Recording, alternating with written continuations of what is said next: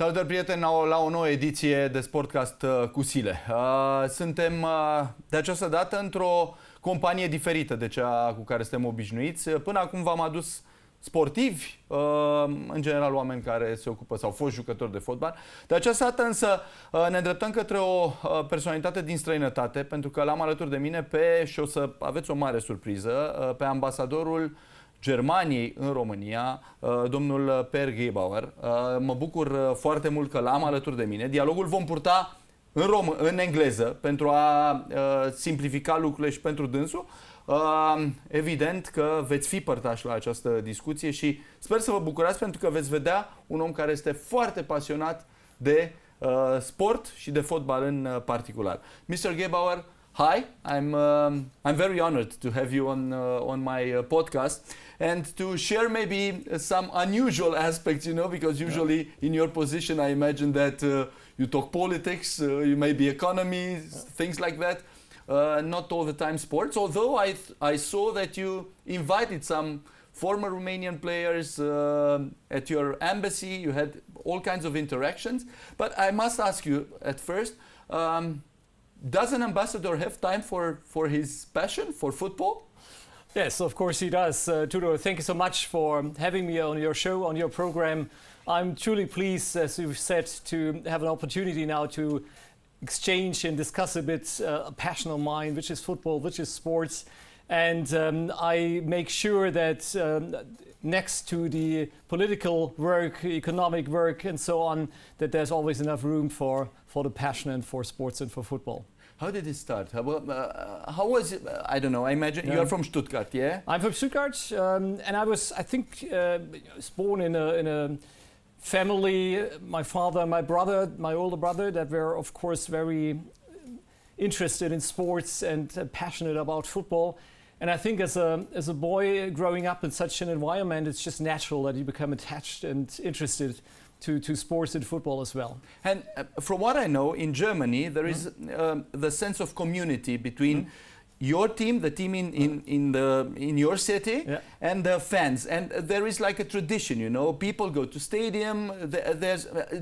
Was this the case in your family, maybe? Yeah, absolutely. My father and also my brother, my older brother, were Vfb Stuttgart fans right from the beginning. And I remember when I was really young that I was asked by my brother and my dad, you know, you're also a Stuttgart fan? And I remember, I don't know, maybe I was 4 or 5 years old. I tried to name a different club. I don't even know what it was, just to, you know, to have a difference to them. But this didn't last very long, apparently. And getting to go to a stadium to see a football match for the first time are experiences where you just become addicted. And you're right, there has been a strong tradition in Germany of yourself cheering for your local team. This is generally true. I think it has changed a bit over the last years, and it has never been true for Bayern Munich fans that you can find all over the country, given their great success. So this is not a surprise. But I always admire those who stick to their team through good and bad times. And to be honest, and you know that Stuttgart had very good times, but to be fair, they are difficult times that we've passed through, and still we're struggling to stay in the league this year. But this is very nice. Can you tell me about, because for me it's very interesting, all the time I talk with former players who come here. The last time was Duka Dam, you know, your friend, he was here. And I asked him about his childhood. I asked about how, if he practiced, how he got to start practicing sports. How was childhood in Germany in those years? Did you play football with other children? How was it? Absolutely. At that time, I was born 71, and obviously through the late 70s, 80s, you didn't have that many other alternatives as a young boy growing up. There were no computer games, at least not many. There were no social medias that we were hooked on. TV didn't show many things at that time. So being outside and playing, running around was just part of what you did as a young boy. And playing football actually was a crucial part of my growing up. And I remember playing it basically everywhere. I mean, of course, on the pitch, we had a football field so-called Kickplatz, as we said in German, where I went basically every afternoon after finishing my school, my homework. You just met your friends and you just played as long as you were able to see the ball until it got dark. I remember... Were the parents annoyed, well, come inside? To be honest, no, I think my parents were quite okay with it. Not that I want to brag, but I was somehow I had the attitude of doing my homework first. So that was a good thing for my parents, I think. So I did whatever I had to do and then felt free to do what I wanted to do. And that's play around and play the ball. And as you were asking, I remember at that time you were basically playing with whatever you had. I mean, obviously footballs, but if in school, in the school break, you didn't have a ball with you, you kicked, I don't know, little cans or whatever was around, or tennis balls. So I remember this really being as a time where everybody just ran behind the ball and enjoyed. This was the time of the street footballs, as we say. I don't think it's the case anymore. I think that nowadays children are much more likely to maybe stay at home and play FIFA on their PlayStation, or being part of a semi-professional club structure already. In my years, in my time, this was just not really the normality. So you just played around and enjoyed. And this also, I come back to the community, because this also set hierarchies, between kids, but also you're able to communicate. You're able to one is better, the other one is. But this was, I think, the competitiveness was also there. There were many advantages in those periods and in the way we played. I agree. This has been indeed forming for your personality. You always have kids that are better than you and others that are not as good as you.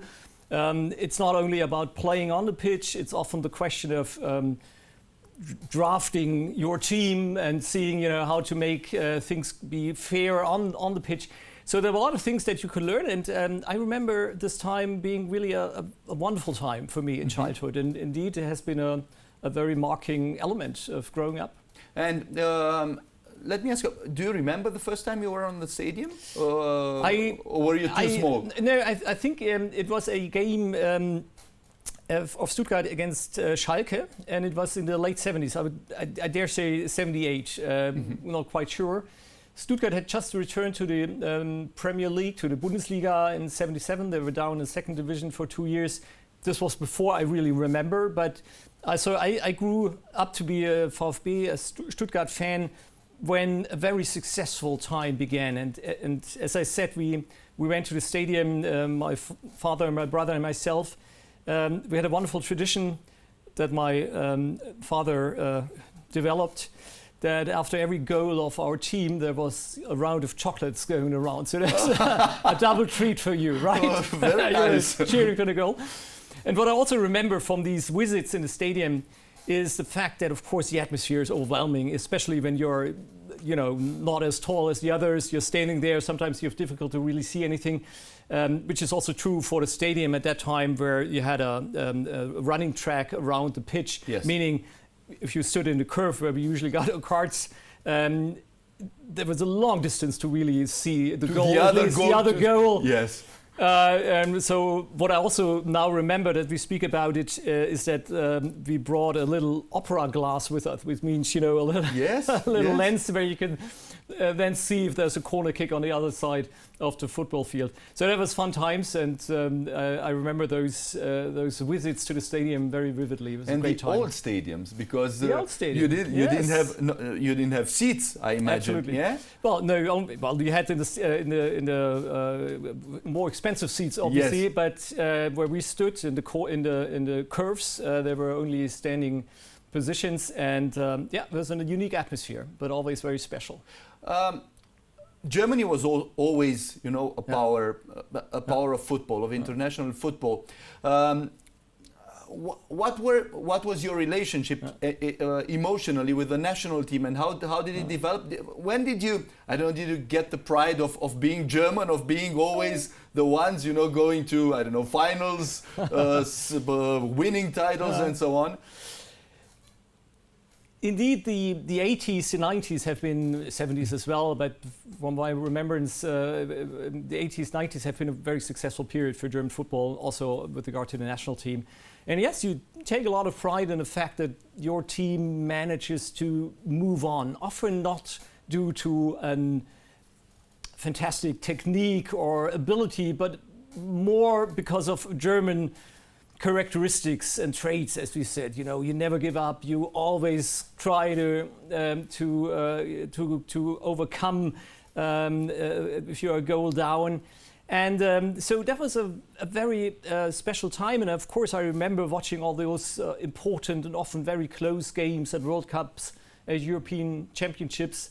And the European Championship being won by Germany in 1980, I have to admit I don't have that many recollections of that. Of course, yes. I watched a few games, but it didn't really touch me as much as then the World Cup 1990 when I was 19 years old, 18 that time, 1919, and we really cherished a very good German team being successful.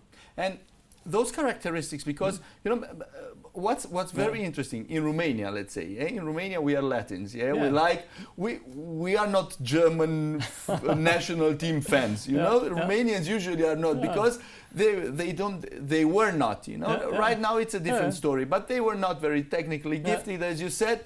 But this strength, where does it come from? Because I think this is something in the German people, this never give up attitude. How do you explain that? Because you know Lineker is this famous phrase. You know you beat the Germans when they're at the airport, not before. I don't really have a clear explanation for it. It's been a typical element of German football teams. You're right. Only football, or is this I dare say, but that's exactly the question. And if I look at other sports, I don't think we've been as this team. We didn't have these elements in other team sports where other teams have been much more successful. So I don't know if it's really as characteristics of the society. Perhaps it is. Of course, it's a positive aspect that you always believe in yourself, that you never give up. But it's been, I think, in particularly true for football, at least in that time. If you look at German football these days, I think we did change. We did change in the sense that German teams have become much more technically gifted, also the national team. On the other hand, this unwavering belief that in the end you will succeed, you will do whatever is necessary to make it into the next round. Obviously, we have lost it in the last two World Cups. We didn't succeed, and so in that sense, maybe we've become more Latin and more European. On the other hand, I think there's only more excitement if it's not only the same teams winning, and it doesn't make watching sports and following sports less interesting. If on the contrary, I believe that sometimes you have successes and sometimes you don't, and it's this mixture that makes life as a sport fan even more rewarding than if you win all the time. I turn back to the 80s and actually to your youth. How was it having two Germanys? Was there a sense of, I don't know, competitiveness between East and West? You played at a certain point. There is this 74, yes. There is this famous game, you know, everyone talks about. But how was it knowing that actually, you know, there is another Germany? It's like, I don't know, Romania and Moldova. It's not the same. But a very interesting question, and I have to admit that having grown up in the southwest of Western Germany, being rather far away from the inner German border, and not having had any relatives across the border, meaning that I didn't really visit there, I grew up not really thinking a lot about there being another Germany, in a sense that I knew they also spoke German. They did the same in Austria or in Switzerland, so it was more like, okay, there's another country, there are apparently Germans or German-speaking people. So I have to admit that this, the German question, as we say in politics, this openness of the need to reunite, it only came as a very relevant goal of our country and of our politics to my mind in the mid-80s and in the run-up then to the fall of the Berlin Wall and the opening of the Iron Curtain. So these were very exciting times, 89, but growing up in the late 70s, early 80s, this wasn't really an issue as much as one might think, at least for me. Yeah, interesting, because you know, we have a similar situation with Moldova. You're fully right. But people, if you didn't get, if you didn't live the periods, I imagine the older ones, maybe your grandparents, maybe your, they were more attached to to the whole German. Of course, they were born in a different Germany, so to speak, and of course this was a very relevant political question. But for a young boy growing up in Western Germany, it didn't really play that much of a role, I have to admit. Looking back now, of course, I wonder, why did I see political relevance? But again, it didn't play as much of a role, and it became relevant for me only, as I said, when I grew older in my teenage years, and when I better understood what's behind it, also in history. So yeah, interesting period. What were your idols, your sporting idols in your youth? In football, I think I was, of course, always attracted to these successful players. If you look at Stuttgart, it was, for example, somebody like Jurgen Klinsmann, who I cherished and admired for being so efficient and scoring so many goals for Stuttgart, and others. So I never had this one idol that I said, only he's the one. But I always felt attracted to those that were able to also develop and progress. If you take Klinsmann as one example, of course he's not only played for the Stuttgart, but also then made a very successful international career and succeeding pretty much everywhere where he played. And this is something I admired because I felt like, wow, they make it anywhere, and they have the ambition and the motivation to also grow and develop, and that's something I truly admire. Maybe it has to do with your job as well, because you also have to go everywhere and develop. Certainly resonates to what I'm apparently inclined to do with my own life. It's actually something just coming to my mind that I also admire with the numerous Romanian players that I've encountered here in my time in Romania, that all left a country and a home and had to succeed in a completely different environment, language-wise, culturally, society, very different. And that's not easy if you're 20, 21 years old and you have to adapt to a new way of training, a new language, a new environment, new rules, so to speak. Being punctual on time apparently was much more important. That's what I hear often from players, from Iranian players, that they had to adapt. And they all did, and they all succeeded, and that's a great strength in people and something I admire. Do you remember when you started, I don't imagine you had t-shirts of football players until a certain age, because this wasn't the case. No, this wasn't at that time. No one did, you couldn't find, t-shirts. Do you remember maybe you had a t-shirt as a teenager of a football player?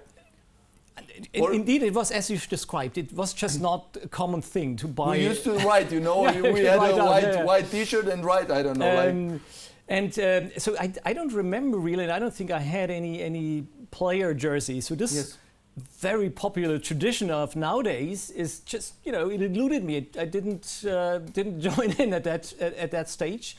So no, I don't remember wearing a T-shirt of this or that player. And of course, growing up, once in a while before a big tournament, you buy a German national jersey just to watch the games in a proper attire.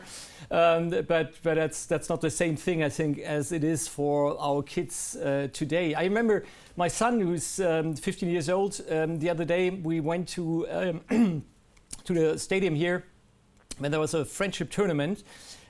with Rapid Bucharest, Borussia Dortmund, and I think Fiorentina. Yes.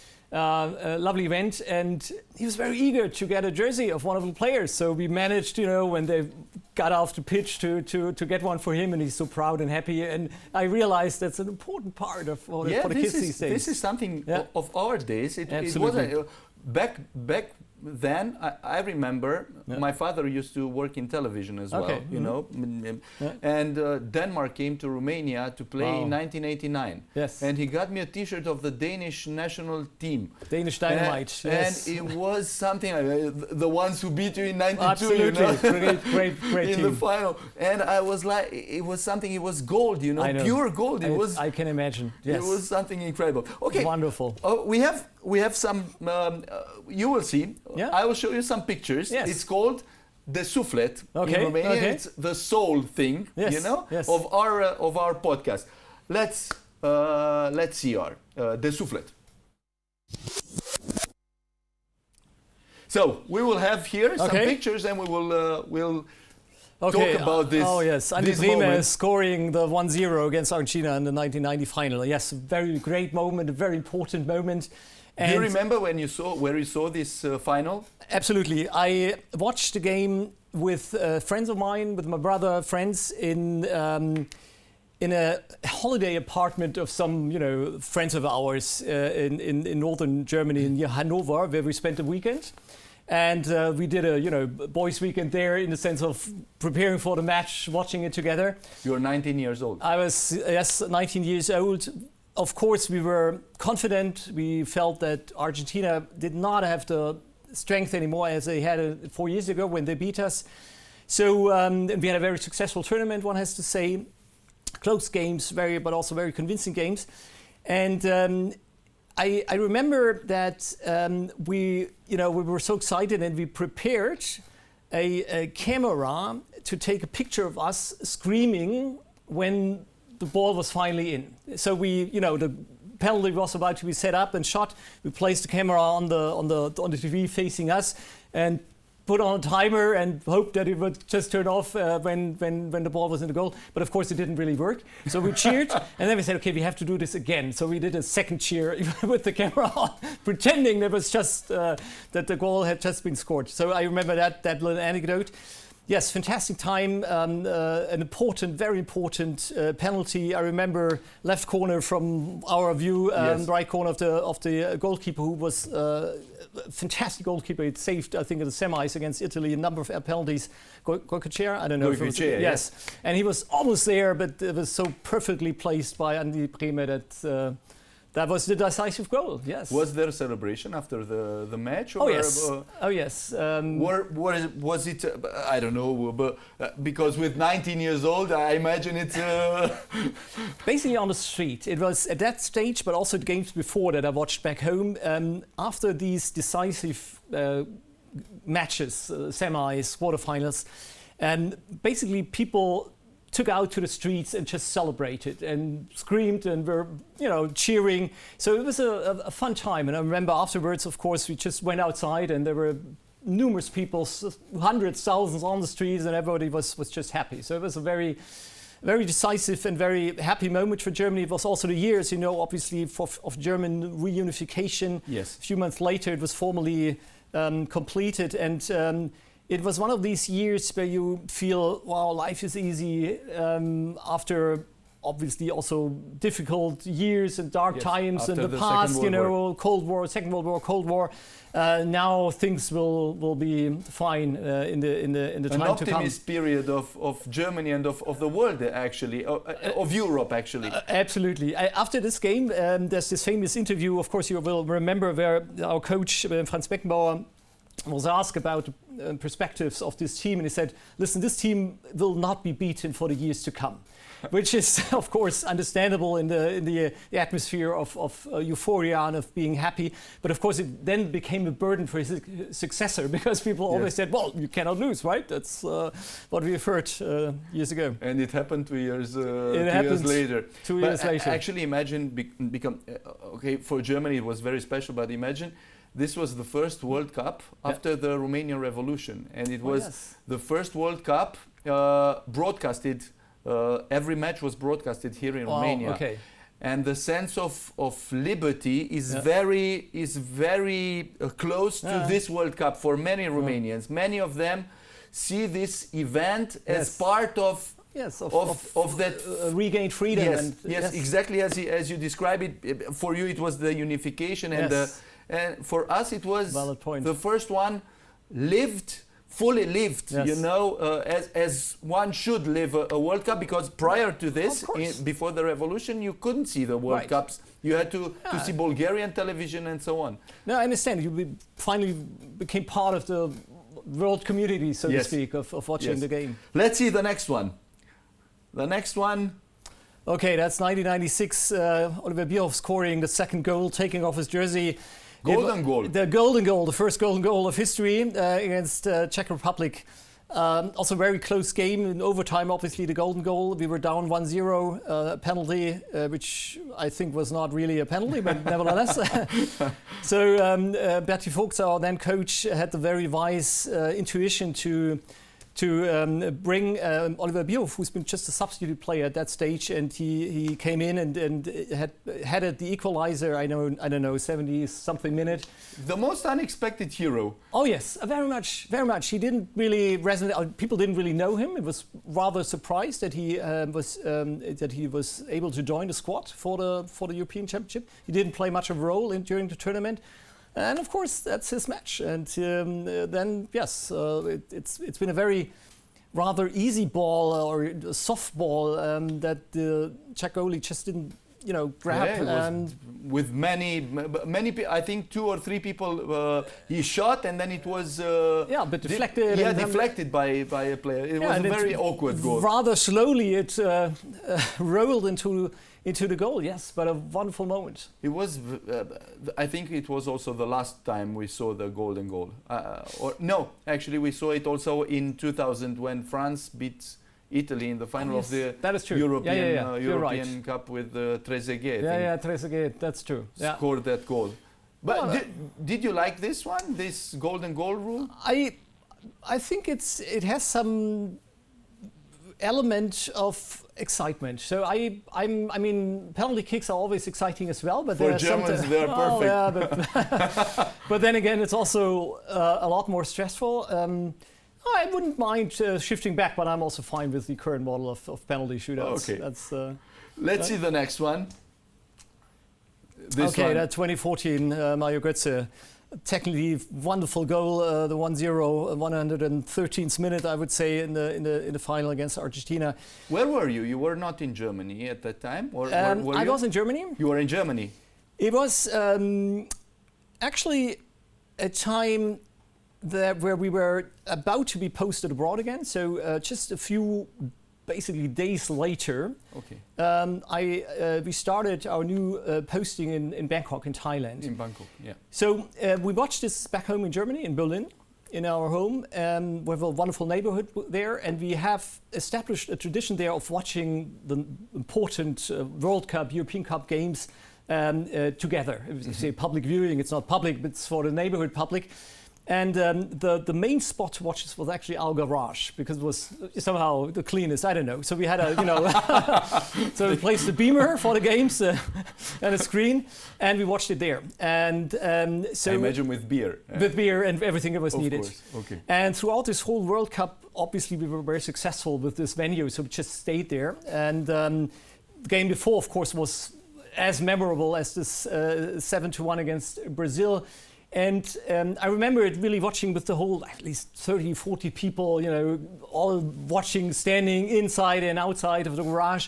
And it was wonderful that time. And of course, the final, we were also, excited in the sense that we said, well, of course, this team is so good, it must now win. It's just now our time. We had good tournaments before 2006, 2010, where we, almost made it. And we felt now this is the time for this generation to succeed. Of course, a very relieving moment when this ball sailed in, and then we made it through the rest of the game. But the 7-1 was something unbelievable. Unbelievable. The sense during that match, the first 30 minutes, 5-0 against Brazil, just watching it was something out of this world. Out of this world. Same for you, I guess. we've probably both watched thousands of games literally throughout our lives, and I've never ever seen a game as this game. I mean, it's you've seen other games with high scores, but the semifinals in Brazil against Brazil, the record world champion, it's just unbelievable. It remains unbelievable if you see the pictures in between the 20th and the 30th minute, and I sometimes just watch them for remembrance. You watch? Yeah, I've a few times just zapped into YouTube and just rewatched these magical minutes, and you still feel like, okay, man, this can't be real. This is just out of reality. I cannot imagine what it was like for the German ambassador in Brazil. Just what is he going to do? He should have been a little delicate. Delicate. I think as the game was not even close, and I think there was in the Brazilian society there was not an anger about Germany. There was a great anger and disappointment about their own team. So this game, it was really awkward. So it didn't really, from my observations, it didn't really cause a rift in German-Brazilian football relations. It's more like we both look at each other and feel like, okay, what happened really? We don't understand. But they say that Germans are ruthless. If they can beat you, if you score 7 goals, they will score 7 goals. And people don't, because there are other national teams, who stop 3-0, 4-0. Yeah. Okay, we stop. Then they no. The Germans are serious from the beginning to the very end. One might think that this game I remember as being ruthless, as you described it, as I said, up until the 5-0, because it was just then you stopped. And then it was a sort of also for the German players. I think they realized and said, "Listen, what this is really unreal. What's happening here?" So the game slowed down a bit afterwards. I remember the second half starting with quite a number of good chances for and opportunities for the Brazilian team, but of course it didn't make it to the great goalie at that time, and somehow then the other 2 goals came around, but. Yeah, I mean, you're right. It sounds very cruel if you just continue to score. Okay, It was meant to be that way, but this one is more. Okay, yeah, that's a recent one. Yeah, more recent, and this one isn't. Well, isn't as pleasant as the other ones. It's describing first game against Japan being lost, obviously, in this recent World Cup. A game where Germany was actually better throughout the first 60 minutes, and it would have been not a surprise if we were up by 2 or 3 goals, not only 1. We all know football games have their own dynamics and they can change. It's not unheard of that the better team, even though the team being ahead, then sort of loses touch. And this is exactly what had happened there. Japan being, of course, a great team, a great fighting spirit. You've been to Japan, Yes, you've been stationed in Tokyo. So my admiration for them, how they presented themselves, and it was a fair win. And, they just scored the goals that we didn't. And, do you still have, I don't know, maybe Japanese colleagues, ex-colleagues who you texted with them after the game? Or actually, with my Japanese colleague here, with the Japanese ambassador Hiroshi, we texted throughout this game and also throughout the games afterwards. He's a great football fan, so next time you might want to invite him. He's really fantastic. Of course. And we both share the admiration for this sport, and also the beauty that lies within both victory and defeat. In the end, as I said earlier, football wouldn't be the same if you win all the time. I never understand why people, or how you can be a Bayern Munich fan, winning every basic time, every year. Again, my admiration for their success, they deserve it, but it takes a bit of the fun out of it. And I remember a lot of occasions where, your team is successful after being not successful in the years before. And these are the most valuable moments, I believe, those who always win do not have in that extent. Yeah, maybe you're right. And I also, there were all these images with Japanese fans cleaning Oh, up yes. after games. Wonderful. This was such a joy because Yeah. it brings such a good example to Absolutely. to the entire world. Actually, you know, you go, you clean after yourself. You behave. And Absolutely. This is Japan. This is, I think, a typical trademark of the Japanese society to be correct and sort of behave in a, not for the sake of behaving, but because you know other peoples are affected by your actions. I think the society, somebody explained to me when we were living there, a society so dense on a rather limited land available has to have rules that are followed by everybody, because if everybody did what you wanted to do, then you had chaos. And I think this is, again, part of the Japanese mentality, and it has been echoed wonderfully by what you have described, cleaning up the stands by the spectators after the games. I like that very much. So again, I didn't, I also cheered to Japan and said, okay, listen, they deserve to move forward. They have done what they had to do to beat us, and then of course also Spain. Okay, let's see the next one. This one. Oh yeah. This one is, you know, as you described this. I must tell people this is a goal that Hitzelsperger scored. Yeah. It was the winning goal, the goal that gave Vfb Stuttgart, your team, their last title. Absolutely. I commented that match. You know? Oh, did you? Okay. Yeah. You're right. I mean, it's 2007. Stuttgart sort of having amazingly very good season, which wasn't expected in the beginning of the season. And they managed to win the last 7 games before this one. And the game before this one was the first game where they regained the first spot in the first position in the Bundesliga, overtaking Schalke, who of course had lost to Dortmund. So a very painful defeat for Schalke.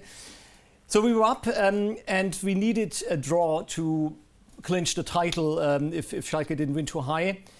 But you know, home game, wonderful sunshine, stadium packed.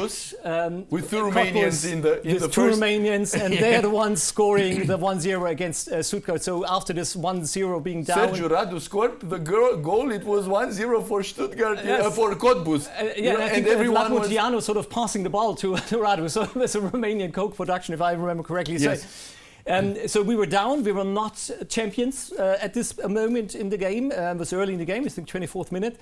And then came this very important goal of Thomas Hitzelsperger after a corner kick, and he took the ball volley and just hammered it across underneath the goalpost. And of course, this 1-1 was enough. We, in the end, Sami Khedira, also one of our great successful international players, scored the 2-1, and this was sort of the final act in this game. But this 1-1 brought us back to the title position.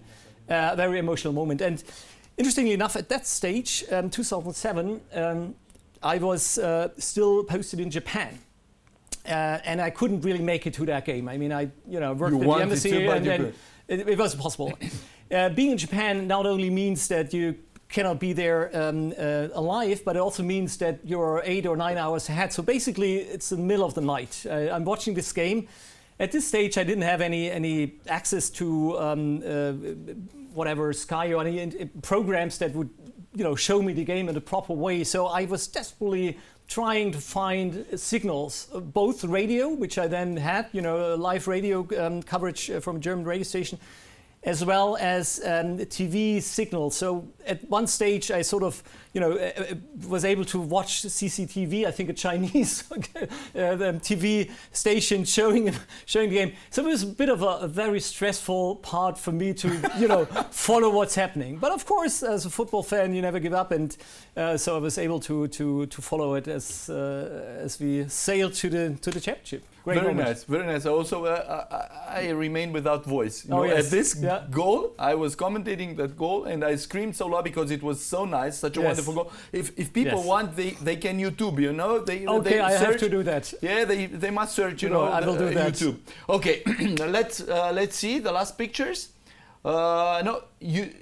Did you know this game? Have you seen it? Romania beat Germany in a football friendly 5-1 with Rudi Völler being that was our coach. Dark times in the 2000s somehow. I don't remember the 5-1. I remember being beaten, but indeed it's there. And these years, beginning of 2000, 2001, 2002, we had a somehow good World Cup or successful World Cup, but afterwards 2004 was bad again. These were the dark years in German football, but full admiration for Romania, and this was also still, I think, the end of the golden generation of Romanian football, right? Yeah. Well, actually, the last bits, the last parts of our wonderful generation. And the last two pictures, you know them because it shows the way you. Of course, this passion can transform your post and what you do into a binding between Romanian, German, also football players, bringing personalities in your home and rewarding them, because this was with Helmut Ducadam. Absolutely. And we have another one with Răducioiu and Marica. Yes. All these encounters are fantastic for me. Being a football fan, as you know, this is great to meet these heroes that you cheered for in the stadium. And this was actually taken on the very beginning of my tenure here. And it was a week when Germany played Romania in a qualifying match, October 2021, I think, for the World Cup qualifying match. Yes. So as an embassy, we said, listen, we should sort of do something with football to also on our social media accounts show that football is actually a field that is connecting our two peoples in a very intense way. So of course, being a Stuttgart fan, I looked up who's the former Stuttgart players now back in Romania, and Ciprian Marica, Florian Răducioiu were so kind to join me for a lunch and for an exchange. It was a fantastic encounter, me being excited to meet the idols of my youth, they being excited to meet the German ambassador, so it was really fun. And we ever since stayed in contact, especially with Ciprian. Helmut Ducadam, you've mentioned, of course, a hero and a unique story, is a person that I also got to know here. I got to know him mainly, or in the beginning, to have to say, through the book being that has been written about him, a book being written in German. It will now be translated into Romanian. A wonderful story about his career as a fantastic athlete, but also about his life growing up as a member of the German minority in a very diverse, ethnically very diverse environment. A great person, and again, these encounters are fantastic. You're right. As an ambassador, you of course are active in the field of politics, economics, that are very important and that connect our two countries. But the cultural sphere in general and the sports area in particular football, of course, connect us as well and very deeply. And that's why I put a great focus on these areas as well. I want to ask you two things also about what it means, what sport can mean for a society and for people. Yeah. Tell me what impact the 2006 World Cup had on German people, because it was said that it restored the German pride, that it had something to do with restoring German pride. How do you see this event? It's true. It's a special event. Germany hosting the World Cup. Playing a rather good tournament. We ended up being third, losing the semis to Italy. It's been a World Cup that it's always described as the Sommermärchen, the summer fairy tale in German. Why? Because it was sort of a magical time, sunshine, wonderful weather, which is not a guarantee in Germany in summer. A rather successful German team presenting itself in a very positive way, and German hosts, the society, the people presenting themselves in a very positive way, very positive in being open, in cheering, partying, not being, stiff or not smiling or whatever stereotype you might have had about Germany. And it's also been an event where German colors were shown in a very unstressful and friendly way. And it is true, given our dark history, the horrors of the Nazi era, that there's been always a hesitancy towards showing Germanness and German nationality, German colors.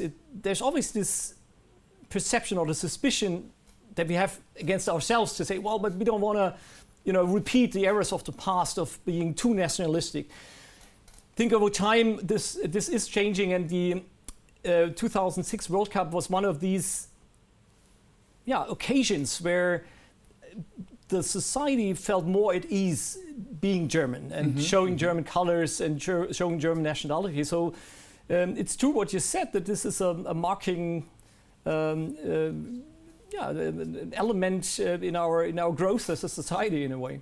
And how do you see the multicultural German national side now? Because you were telling me earlier that okay, we used to know the German virtues. Yeah, they were very clear for us. Yes. You never give up, you fight until the last minute, this was the German footballing tradition, as you said. And today, you kind of don't see these things anymore. And how do you see this? Because it brings, as you said, technique, it brings another flavor to the national German team. But on the other hand, it seems like it takes away a little of the seriousness of I don't know, maybe, how do you see this new German team with multicultural German team? I think the multiculturalness is just a reality we have in Germany. We are a multicultural society, and personally I feel this is a great benefit for us as a society. If you look at the 2014 World Cup team, it's more colorful than the World Cup teams of the 70s, so to speak. Yes. Great players, no matter if they had a migration background or not. And this is Germany, and this is what we represent, and this is what made us strong.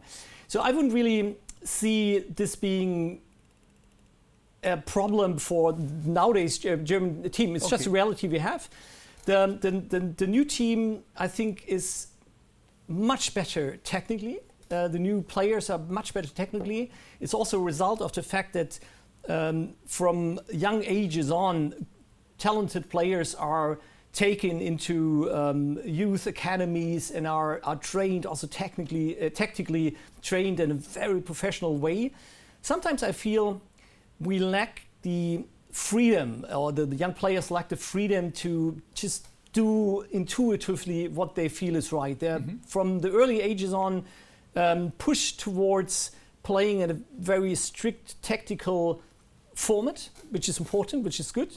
But then again, I think we lack sometimes the craziness of these street footballers, as we say, that just do what comes to their mind, and by doing this are much more difficult to play against because your opponent just might be surprised of what you're doing. So I think we need more spontaneousness and the freedom to just do it.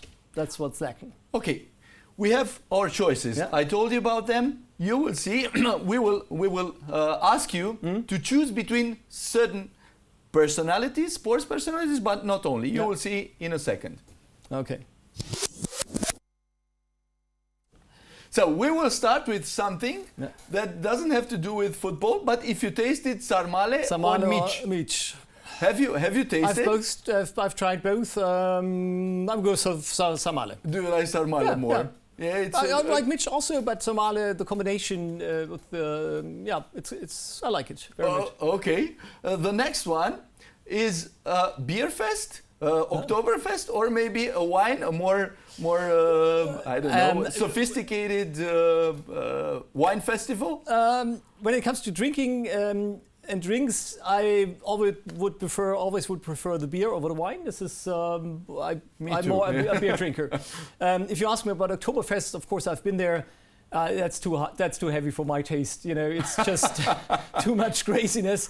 So in that sense, I would probably go up for the beer at the Weinfest.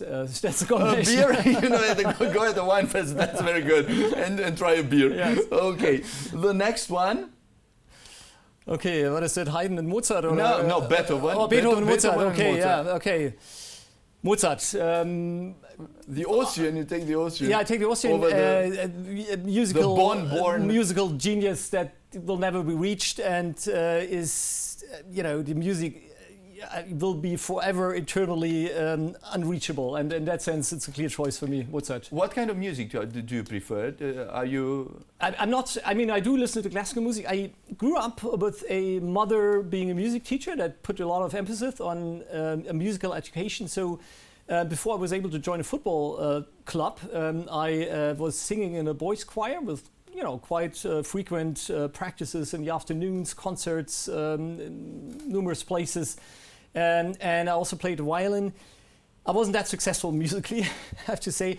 But what I took with me is really a heritage of fantastical classical music education. It's something that still resonates with me very much. I'm not an expert at all, but Mozart, that's why I'm saying it's a clear choice for me, is one of those heroes of classical music. Of course, I would still adore today. In my daily life, I don't listen to classical music or hardly listen to any. It's more conventional style music, not so much the modern style. Growing up in the 80s and 90s, it's often more the heavy metal, hard rock part of that age. That's good. Yeah, let's try some Led Zeppelin maybe. Okay. Now the two German idols in the 80s, you know? Yes. Steffi Graf, Boris Becker. Wow, that's indeed two athletes that were tremendously successful and that set off a wave of tennis becoming truly popular in Germany. Both being completely different in their style of playing and also in their mentality. Boris Becker obviously being this wild youth, young player, winning Wimbledon at the age of 17, I think. Fantastic, but of course he struggled later on in his life up until the point where he even ended up in being arrested or being in jail for some months. I think he's now released just recently. In that sense, a sad story, but a great hero in the sports sense that he really changed the game and how we watched it. And I remember watching his finals in Wimbledon and all the other games. Steffi Graf, a complete difference in the sense that always super disciplined, winning an outstanding number of titles throughout her career, always being precise. And I have to say, I'm full of admiration for her because she managed so well, despite the great success that always can be a stress on yourself. And despite also private difficulties, father, I think also at one stage being arrested, she managed to lead her life in a very calm and I would say very happy way. Obviously, you're now married to Andrew Agassi. I hope they're still together. Yes, yeah, for sure. Living there, I think, in Las Vegas, and admirably easy in the sense that after these great successes, she managed to lead a very proper, disciplined life afterwards, and didn't, sort of as some heroes do, sort of lose possibility to return to a normal life. She did manage very well, so I do like her very much. Yeah, so you prefer Steffi? Let's give it to Steffi. Okay, the next one. The two coaches, the last coaches who won a title for Vfb Stuttgart. Christoph Daum, Armin Fee and Christoph Daum. Christoph Daum, 1992, indeed. Armin Fee, 27. Wow, that's a tough one. Probably Armin Fee. But I do like Christoph Daum and his style as well. He was more the wild type and pushing the team, very emotional. Armin Fee he was very young at that time. Very young, yes, and but he really made a difference for that team in 1992. And Armin Fee, our coach of the winning 2007 championship team, is more the gentleman type and very distinguished. I liked his style very much and the way he not only coached. I would go for Armin Fee. Armin Fee. Okay, the next ones: Kahn, Neuer, Sepp Maier. Okay, great German goalie heroes, all of them. It's Neuer for me. Sepp Maier, of course, great personality. But he played for Bayern. But he played for Bayern. Neuer as well, Kahn, all of them playing for Bayern. Yeah, of course. That's a shame. No, but it's sort of, it was a bit before my time. So I don't have this emotional attachment to his great games, but I liked the personality of him that he always showed afterwards. Kahn's been, of course, an admiringly strong person and still is. unbelievably, this German virtue that you were referring to early on, that we spoke about early on, is I think both best embodied and shown by Oliver Kahn. Of course, sometimes it was maybe a bit too much. The pictures that we remember where he, got to do almost fights with the opponents. So in that sense, I think Neuer has an edge, as he always has been a disciplined person and an outstanding goalie. The World Cup has been very disappointing, and of course he's very old, and people are wondering, why doesn't he retire? I have to admit, he did his part. I didn't see him being the problem in the team. So in that age, it's truly also something that you have to admire. And of course, the World Cup 2014, that was also his tournament, and he just marvelously saved us on a lot of occasions during that tournament. So you go with Neuer. Neuer. Okay, the next one. Klose, Gerd Müller. Wow, okay. Again, I think giving the fact that I missed the great times of I should have put Klinsmann in. Klinsmann would have been a close call. It would have been the end of the story, Klinsmann would have won it. So in that sense, both fantastic players. I go for Klose again because I've seen him play throughout his career. And what I admire about him is the fact that, one, he started his international career rather lately. He was not one of the kids that were also, already discovered in their young years and then being formed to a world-class player in one of the youth academies. He was a late entry professional player, late bloomer in a way, and then suddenly, of course, raised to the occasion and rose to the occasion and scored his goals.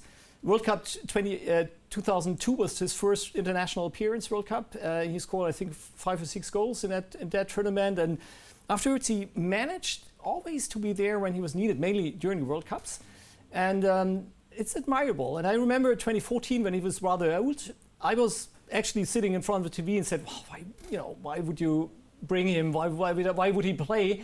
But I have to admit, he made what he had to do and scoring two very important goals. One being against Brazil, the 2-0 against Brazil, the semi. So makes him a hero. So okay. So Klose. Point for Miro Klose. Point for Miro Klose. Now. Okay. The trainers, yes, the coaches. The coaches. Löw or Beckenbauer? Wow. Okay. Beckenbauer, of course, has an outstanding career, not only as a coach, but even more so as a player. So in that sense, he of course was more successful than Jogi Löw. When it comes to the coaches, I would pick Jogi Löw. Why? Because he's closer to my heart, having been a Stuttgart coach. He won the National Cup with us in 1997. He has been a great, he's also been a player for Stuttgart, obviously, but then also a very good coach. And I always liked his style and his approach. Obviously, it was not successful any longer, after long years in this position.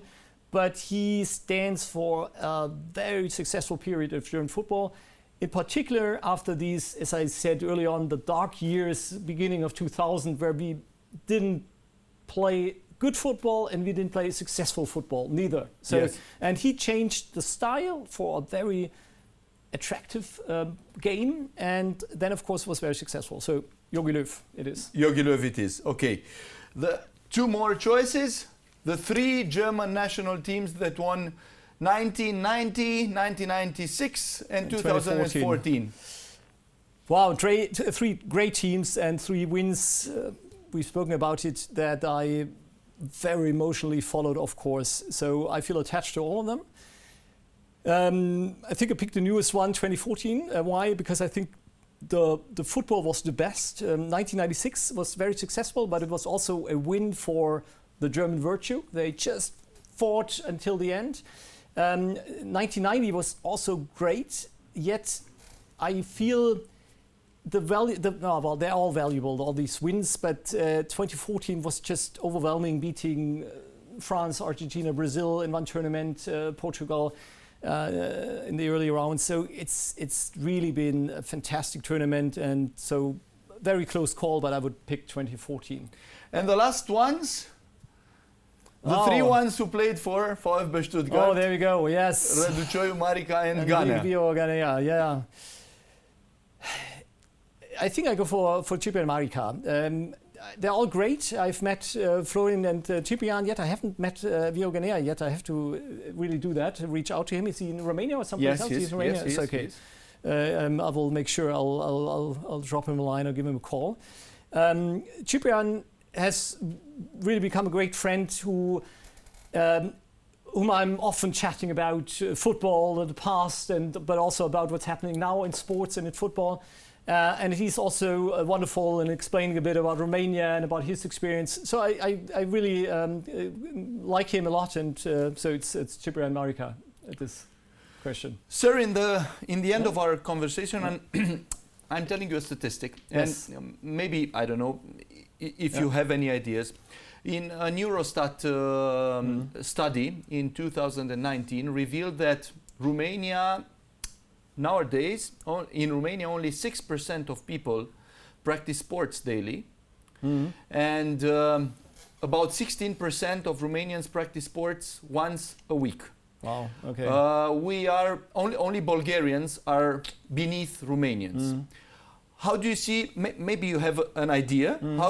What should be maybe a solution? Because, of course, you know, in mens sana in corpore sano. Yes. Absolutely. Yes. Without a healthy body, you don't have a healthy spirit. Yes, and a healthy society. And do you have any ideas how we could maybe turn this around? Maybe get people, families, back to practicing sports too. I don't know. Cycling, whatever, you know? It is a problem, I think, for many societies, not only Romania. I don't know about the numbers in Germany, but I would be surprised if we had more people doing sports on a regular basis nowadays than 20 or 30 years ago. I think it's a phenomenon that especially kids tend to be less active due to all the other possibilities, video games, you know, staring at a mobile phone, doing whatever. So it is an issue. One element could be, I don't know if this is true for Romania, but you need to offer space to kids to play, to go out and play. So public football fields are, I think, crucial because this is where you would go and where you meet. And if you meet other people there that become friends, it's also attractive to just go there and look around. It's something we did, as I described, when I was young. You just went out to the pitch and somebody was there all the time, right? And even if it was somebody new, you got to know them. So it was a good way of having a fun youth. So offering possibilities is certainly one choice. Of course, schools do play a role in making sure that young kids are constantly active. But to be honest, I don't have really a good recipe of saying this will change things around, because again, it's a challenge for all of us, and we all have to work. What is important is to have heroes and those that you can look up to. So having a successful professional sporting arena in that sense, great players and other sports heroes is often key. We spoke about the tennis greats, Steffi Graf and Boris Becker, and I said, you know, at that stage, tennis was not at all popular in Germany. And after these successes in Wimbledon and other tournaments, there were a lot of young kids that decided I want to be a tennis player as well. And I think this is what you will always see in sports. So this is what we need. Will this be enough? I don't know, but let's work on it. Your Excellency, it was a pleasure, an honor to have you on our podcast. Yeah. Maybe we'll speak speak some other time, and maybe we'll share our passion another day. Tudor, it's been a great pleasure to discuss and exchange on these really important issues, and my congratulations on digging out all these important pictures also of the Stuttgart football history. Unfortunately, Vfb Stuttgart, as I said, doesn't have the most successful times, but let's hope this will improve in the future. Thank you so much. Thank you very much. Thank you. Prieteni, mulțumesc mult! Sper că v-ați bucurat de această ediție a SportCast cu Sile. Pe data viitoare. La revedere!